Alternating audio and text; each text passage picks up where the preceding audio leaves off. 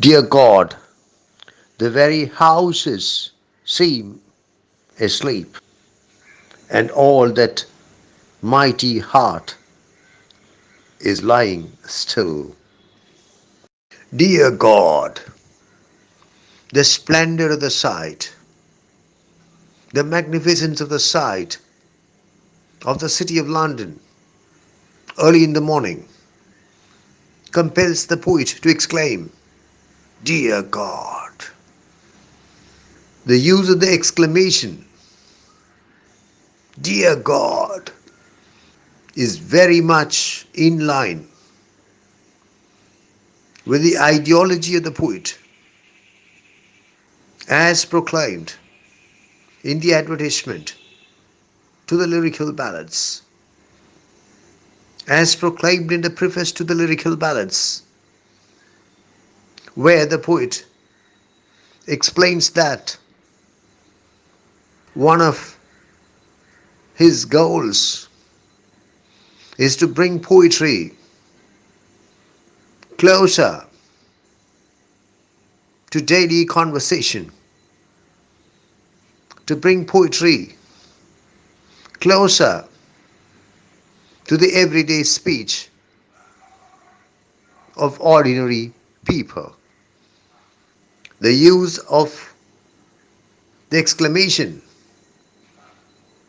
attains precisely that. The very houses seem asleep. You must remember that it is early morning. The city is yet to wake up. The city conspicuously lacks its usual hustle and bustle. The inhabitants of the city are asleep. So powerful, so overwhelming is the impact of the sleep that it appears to the poet that it is not merely the people who are asleep, it is the houses in which they live themselves that are asleep. Not just the people who live in the houses are asleep. The very houses seem to be asleep. The closing line of the poem amplifies on the idea in the penultimate line. It is not merely the people, it is not merely the houses. The very heart of the great city seems to be asleep. It is not merely the people who are asleep, it is not merely the houses which seem to be asleep. The heart of the city, the mighty heart itself seems to be asleep. And all that mighty heart is lying still. The sleep is very deep, the sleep is very profound, and the heart is not recording any movement, it is lying still. Let us now tackle the question whether Wordsworth betrays his own ideology, betrays his own philosophy, betrays himself by writing upon Westminster Bridge. On the face of it, we have to admit that it appears to be so. The poet of the countryside becomes the poet of the city. The poet of nature becomes the poet of urban life. The poet who blindly worshipped nature now blindly worships London. How can Wordsworth allow himself to do that? Wordsworth, who in his poem The Tables Turned declared, Let nature be a teacher, now shamelessly admits London as his teacher, the high priest of the religion of nature worship, now lavishes worship on something ugly, something brutal, something man-made. London. There is no doubt that prima facie Wordsworth seems to betray himself by writing the poem. The poem is written not by Wordsworth but by anti-Wordsworth. The ninth and the 10th lines of the poem. Never did sun more beautifully steep in his first splendor, valley, rock, or hill is nothing short of blasphemy. Here the poet is not merely equating the magnificence of London in the bright light of the rising sun with the magnificence of nature in similar circumstances, under similar circumstances, but even claiming that the majesty of London early in the morning surpasses the majesty of nature under similar circumstances. Thus, it can be argued that Under Westminster Bridge is written by a Wordsworth who becomes anti-Wordsworth. However, when we carefully read the poem, when we try to understand the subtext of the poem, we come to the conclusion that Wordsworth is not guilty in any manner of going against everything that he stood for. It is true that Wordsworth praises London, but he praises London for being unlike London.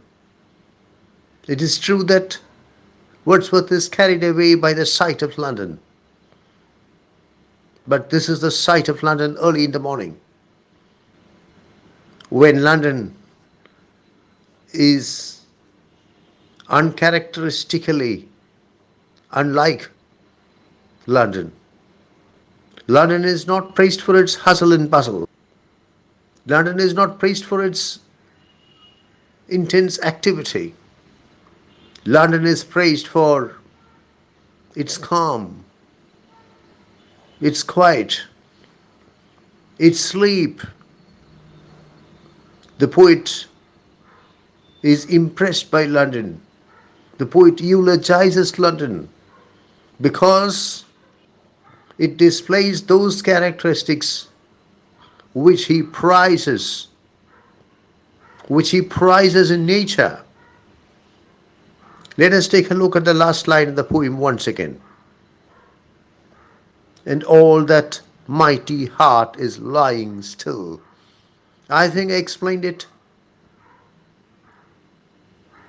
by saying that it appears that the heart of London is asleep.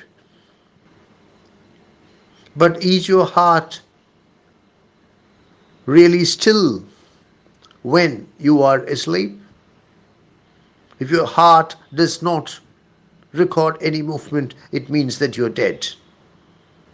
Maybe the poet means that the heart of London is not merely asleep. It is dead because it is recording nerve movement. London is praised when its heart is lying still, when its heart is dead. London is praised for being very unlike London. In no way can we blame Wordsworth for writing this magnificent poem.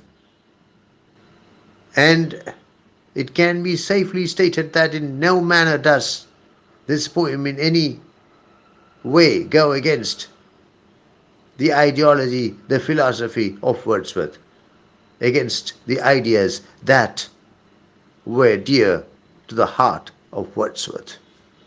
It is now time to analyze and evaluate the stylistic component of the poem. Upon Westminster Bridge is a sonnet, is a Petrarchan sonnet. A sonnet consists of 14 lines. The Petrarchan sonnet is named after Petrarch, the great 14th century Italian scholar and poet. It is sometimes claimed, perhaps with some exaggeration, it is sometimes claimed that Petrarch's rediscovery of the letters of Cicero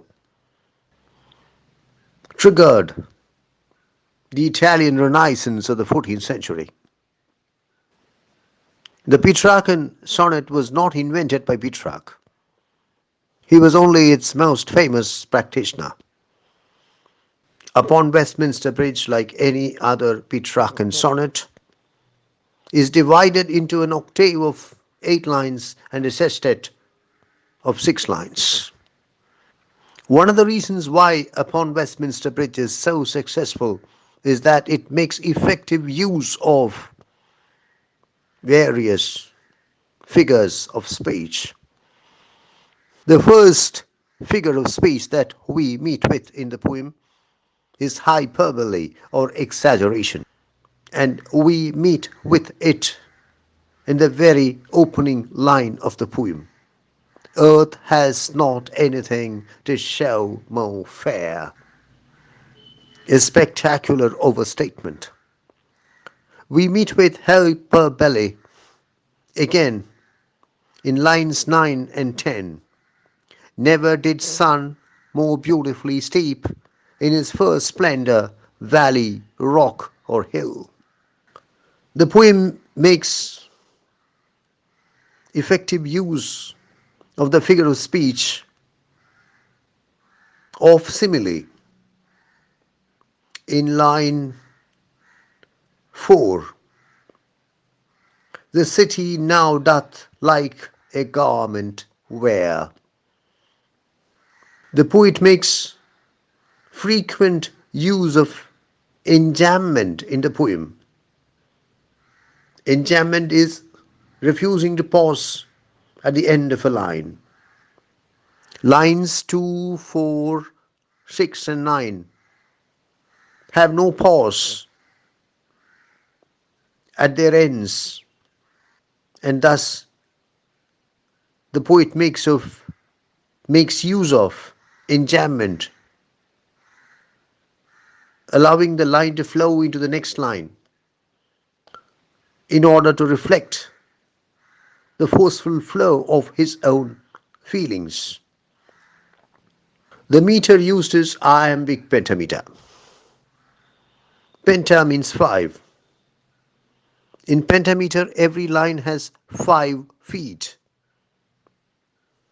Every foot has 2 syllables. Thus, there are 10 syllables in every line.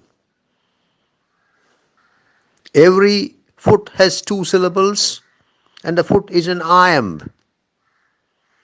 In an iamb, the first syllable is unstressed or short, and the second syllable is stressed or long.